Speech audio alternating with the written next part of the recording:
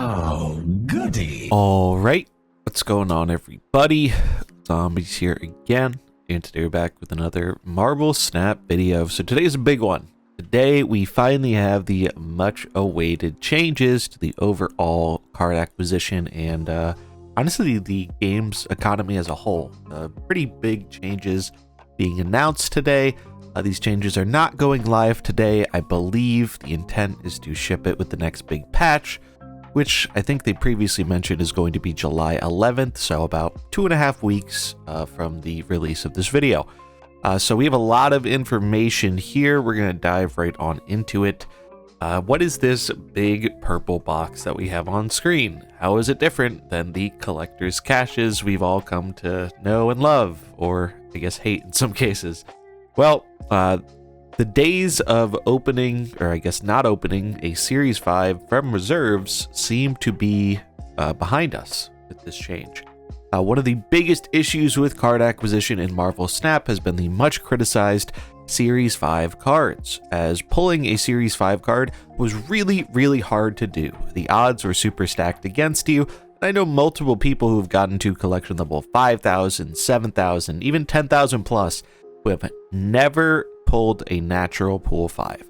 That is frankly absurd, and I'm really happy that with the changes we're about to go over here, pool 5 cards will no longer be this mystical lottery ticket to get in your cache. You will actually be seeing pool 5 cards in caches way more than we ever used to. So let's take a look at this, the things that are changing, the pros, the cons, all that stuff, and how it affects the game as a whole. So what is this big purple box? This is a spotlight cache.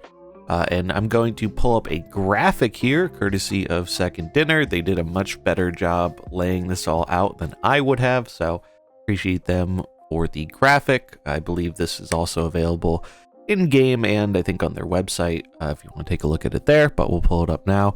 Now, this graphic is relevant for players who are Series 3 complete. It shows off a pretty good comparison of the old system versus the new system. And there is another graphic for Series 3 incomplete, which we will look at a little later. But let's talk about the changes with the Spotlight Cache. Spotlight Cache is this purple cache that is going to be added to the game in the next patch. So, what do they have to say about this? We're excited to announce one of the biggest changes since Marvel Snap's launch, the Spotlight Cache. Spotlight Cache means more cards, including brand new cards for more players than ever before. We think this will make every card release more exciting, impactful, and accessible to everyone. Get ready to grow your collection faster than ever. Alright, so this sounds like a good thing. This is what people have been wanting. What is a Spotlight Cache? Spotlight Cache is a brand new way to acquire newly released cards, Series 4 and Series 5 cards specifically.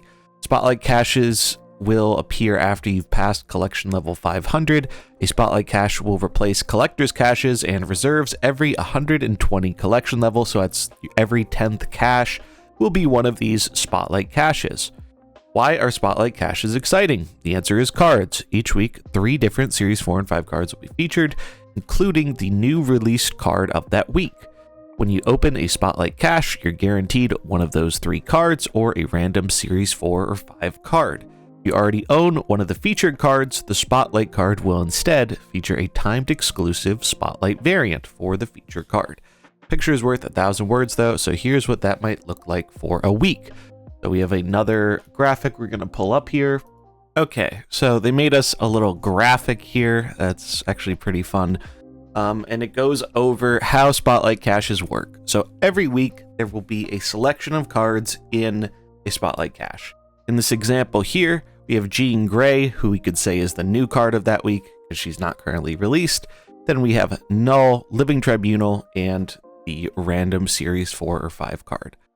So when you open one of these Spotlight Caches, there's a 25% chance you get any one of these 3 things. Now, you will know every week what is in these caches. So that's going to help a bit with the player agency because you can hoard these up and decide, hey, I'm only going to open these when they're cards I want in them during a week. If you see a week of cards you don't want or cards you already have and don't care about getting a variant for, you could just decide to wait for a week where, hey, a new card is coming out. And that way, if you save up these boxes, Even if you have bad luck and don't get it on the first or the second try, you will be guaranteed to get it if you have 4 boxes saved up. And you could even get it before then, but 4 is a guarantee. So when you open up the Spotlight Cache, you get one of the 4 things inside. Now that you've opened up a card, it is no longer in the cache. The remaining cards have better odds. So we can see here, opened up Jean Grey. Now there is a 33% chance of Null, Tribunal, or a random Series 4 or 5 card. So as you continue to open Spotlight caches, each cache is guaranteed a remaining card from the reward pool. So we know it's in there, and we know what you have a chance of getting. Now, what happens if you already own some of these cards? Hey, you opened 4 Spotlight caches and collected all 4 rewards from this reward pool. Look at you. Now that you have all the base cards from the reward pool, they are replaced with Spotlight variants in a new reward pool. So we can see here, hey, if you opened all 4 of the caches in that week, you got all 4 of the cards. So we can see Jean, Null, Tribunal, and then Thanos as a random Series 4 or 5 card. And then they get replaced with these time-exclusive variants that are not available in the shop and are going to be exclusive to these caches for the foreseeable future.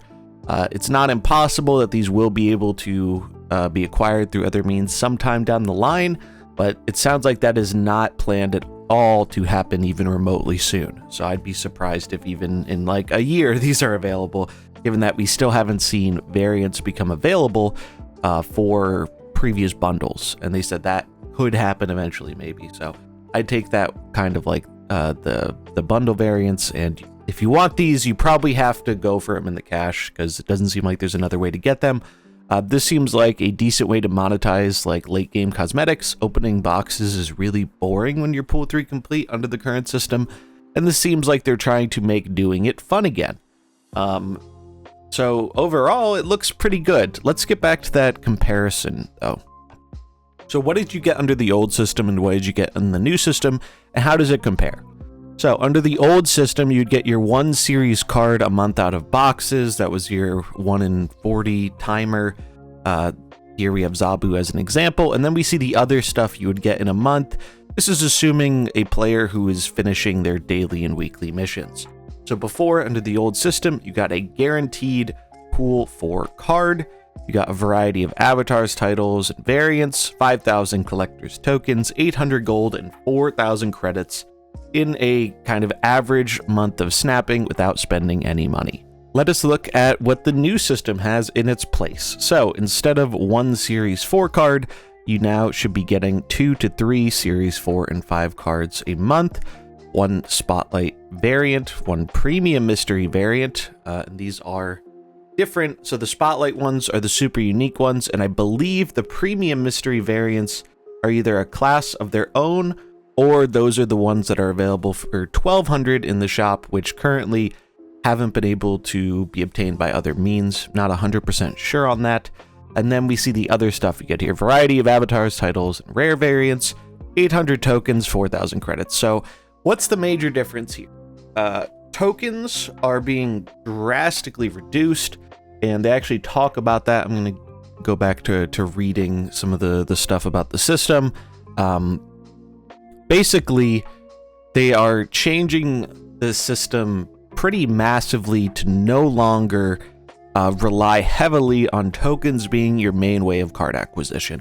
I think the token system, though it did have some pros, was pretty massively flawed overall, and it resulted in a lot of kind of player-based behaviors that I don't think were really good for the players themselves or for the dev team in terms of hoarding stuff and not really wanting to buy a card because you're worried about it rotating down. I think, at least on the surface, this system looks like it will get more new cards in the hands of players, which is really the thing we've been asking for this whole time. So, back to the document. You might be asking, why are you making this change? We have to bring more cards to more players. System helps make that possible no matter where they are at in their journey, whether you're still working through Series 3 or if you have nearly all of Series 4 and 5, you'll see an increase in cards earned with the change to the Spotlight Cache. If you're a free-to-play player that completes your dailies, you can expect to get a Series 4 or 5 card from your Spotlight Cash almost every week. This is a huge increase from having to grind 6k tokens to get a single Series 5 card all month in the old system. One of the main feedback topics we've seen is that players didn't feel they were able to enjoy or engage with new card releases each week. We want to address this. Previously, we saw a very small portion of players able to get the new cards each week, but with Spotlight Cash, 25% of players who finish their daily missions can get the new card each week for free. This is going to bring more diversity to the decks you're playing and seeing each week. Get ready to experiment in Proving Grounds, build new decks, face off against new cards. Your collection your way. We know you like to target which cards you'll add to your collection. This is not being removed. Featured Series 4 and 5 cards in the Spotlight Cash give you the perfect opportunity to add cards you've been looking for to your collection. Have you been hoping to get the mighty Thanos to lead your growing army of heroes and villains? When Thanos is featured in the Spotlight Cash, opening one that week gives you a 1 in 4 chance to earn Thanos. Opening another will give you a 1 in 3. Open all 4, you're guaranteed Thanos. So, pretty decent.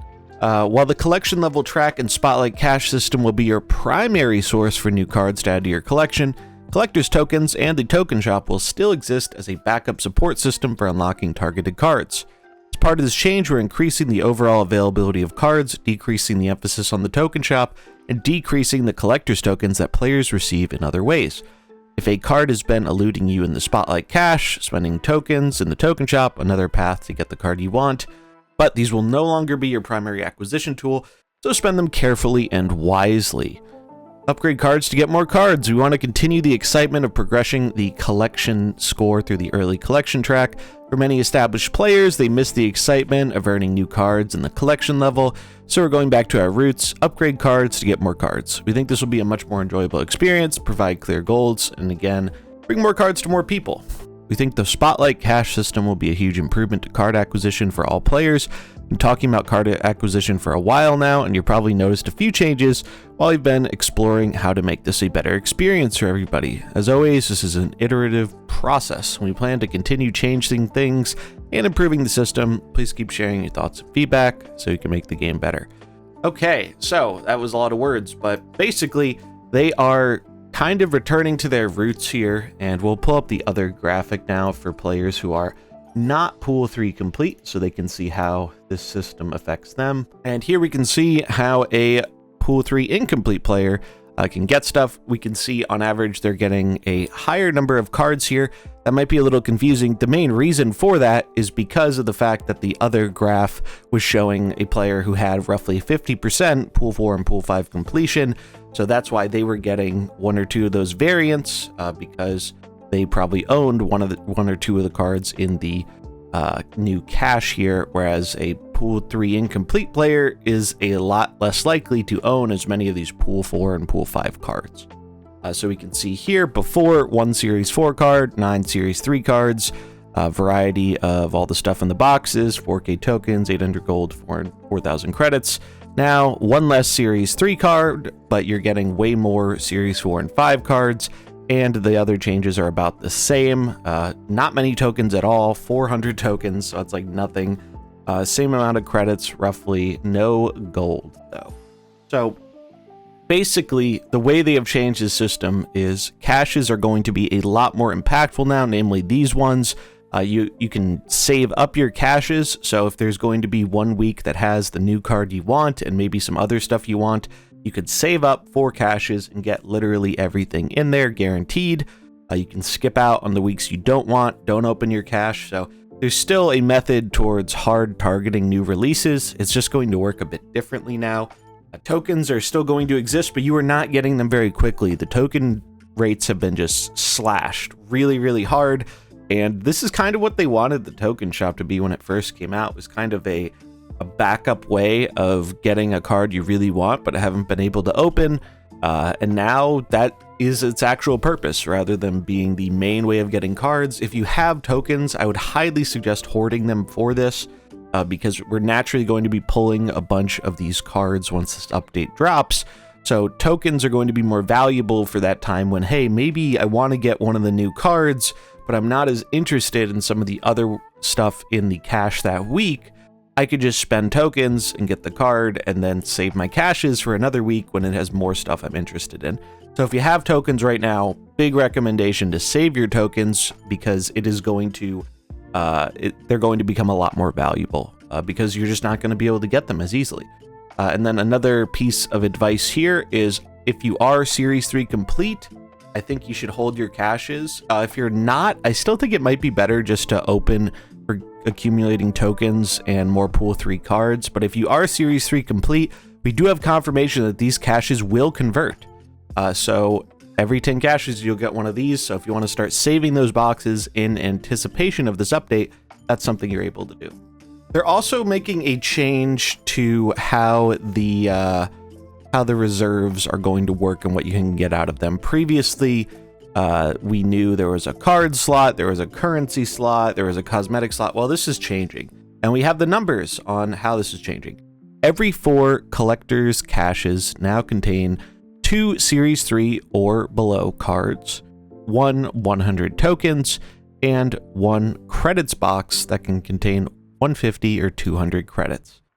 Every 9 collector's reserves now contains 2 Series 3 or below cards, 1 100 tokens, 3 credit boxes that can contain 150 or 200 credits, more chance of 200 compared to a cache, so I believe it's weighted where the 150 is a lot more likely in a cache. This is the level 500 and below, and once you're above that, I believe it becomes it's weighted towards the 200 over the 150, and then 3 times cosmetics. So the big thing to note here is we're not seeing credits very much. So the big thing to note here is we aren't seeing tokens as much as we were before. The 200 to 600 tokens are just basically completely gone. And instead, we're going to be getting more cosmetics. So some people will like that, some people will not. But hopefully we don't end up feeling the loss of the tokens that heavily, as the tokens aren't going to be our main source of card acquisition like they have been for the past couple months. The other big thing worth noting is that gold is being removed from the reward track and the credit values are being decreased. I believe they were 300 to 400 before, now it's 150 or 200. Kind of strange to me that they changed this, but it probably goes into the math of figuring out how often people are getting these new special reserves, and it doesn't seem like a crazy downgrade. So a little bit of cautious optimism on that one, that they did this so that they can space out how you're getting these new reserves. Will Series 4 and 5 cards still appear in collector's reserves? All Series 4 and 5 cards are moving into the Spotlight Cache. Spotlight Cache replaces the current system and results in more cards. So no more 1 in 40 Pool 4 card, no more 0.25% chance in any cache for a Series 5. Now you'll actually know when you're getting these cards, which seems like a pretty big improvement to me, especially with Series 5. And then probably the biggest question is, how does this interact with the flexible series drops, which are pretty controversial? This feature requires a healthy supply of Series 4 and 5 cards to function, more than our previous system could maintain over time. The recent reduction in series drop frequency for cards from Series 4 to 3 ensures that we can continue giving away this many cards through the Spotlight Cache at this pace. We'll announce any series drop at least 2 weeks in advance of it happening, since each of these announcements will precede a patch by 2 weeks. That's a 6-week, quote-unquote, safe window to spend tokens on a card without it dropping. So, as much as I dislike flexible series drops, this new system, you need cards in Pool 4 and Pool 5, and now Pool 4 and Pool 5 cards, aside from their token cost, are a lot more equal. Pool 5 is not going to be this mystical thing you never see outside of the token shop. So I can kind of get behind the logic they're going with here. I still am not a fan how they hold the better released cards at the higher series, but if people are actually able to more consistently pull cards at the higher series and actually obtain these cards without having to grind out a crazy amount of tokens or buy a bunch of bundles, seems like a win even in spite of the flexible series drop chain.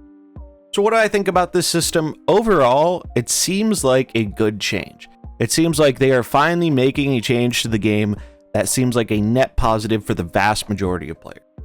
There's only one concern that I have with the system, and that is that the random card here, the Pool 4 or Pool 5 random card you can get outside of the other 3 The only issue I can see with this system, and it's a relatively smaller one, is the fact that the random pool 4 or pool 5 card, the way that it rolls is it will just generate a random pool 4 or pool 5 card, and if you happen to already own that card, it is getting replaced with one of those special variants for it.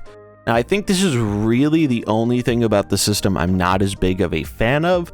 I think that 25% chance on the random card should have priority for a card.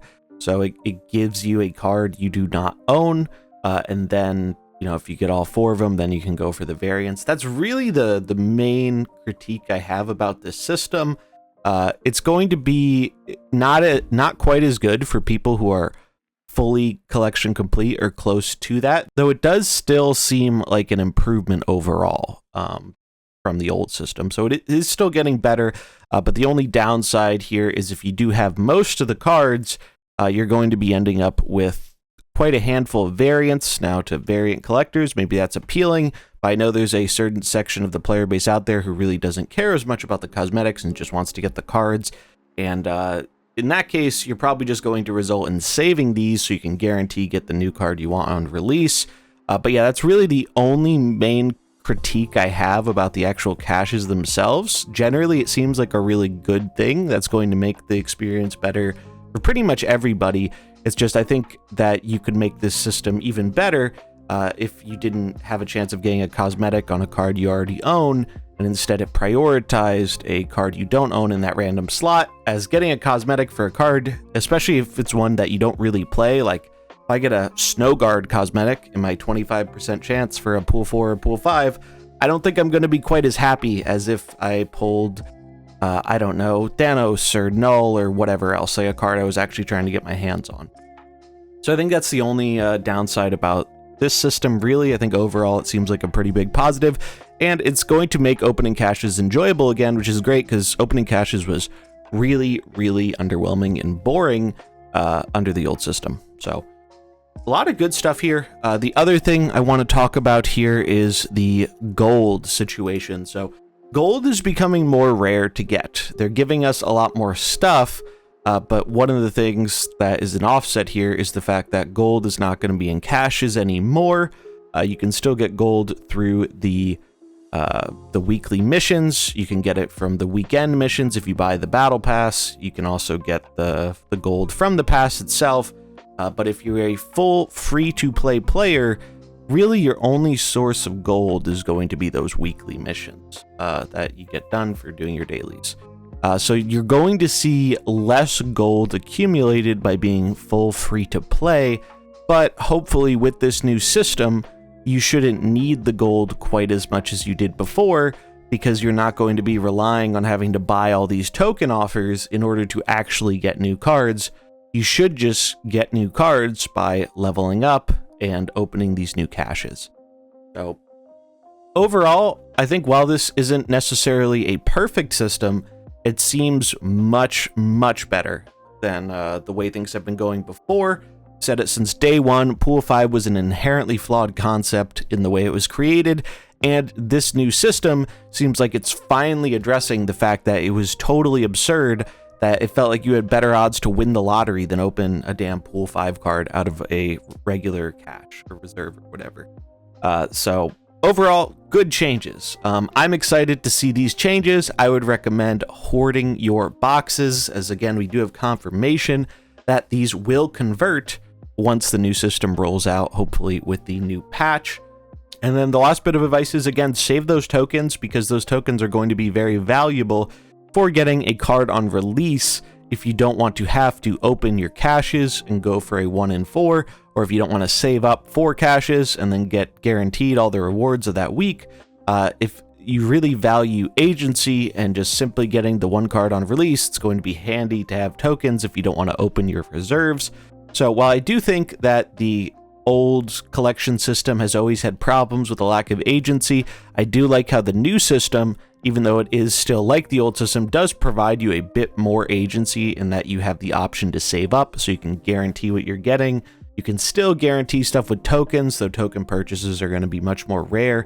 for Series 4 and 5 because your tokens are just going to accumulate more slowly. Interested to see how this has an impact on their bundle structure, as a lot of the bundles have been predetermined and data mined and whatnot. So if they stay the same, another big piece of advice is save that gold for that Black Panther bundle coming up, because 6,000 tokens is going to be a lot more valuable when you can't accumulate, 5,000 tokens every month anymore. So that's something worth noting, but that's pretty much all the info we have here. I'll leave a link in the description where you can check out the full post from Second Dinner about this, but we've been waiting a very, very long time for card acquisition improvements. It's no secret that I have been very critical about the way they've been making things worse while making it better. And so far, I am very cautiously optimistic that this new system will be a pretty big improvement to the game and make it a much better experience for all players. So I'm happy to see this. I hope everyone else is too.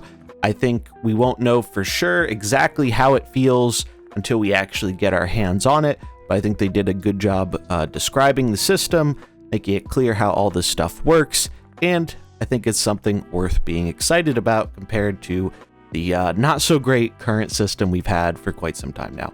So that's going to wrap it up for this video. Let me know what you think in the comments below. Are you excited for this? What do you think about it? Do you like it better versus the old system?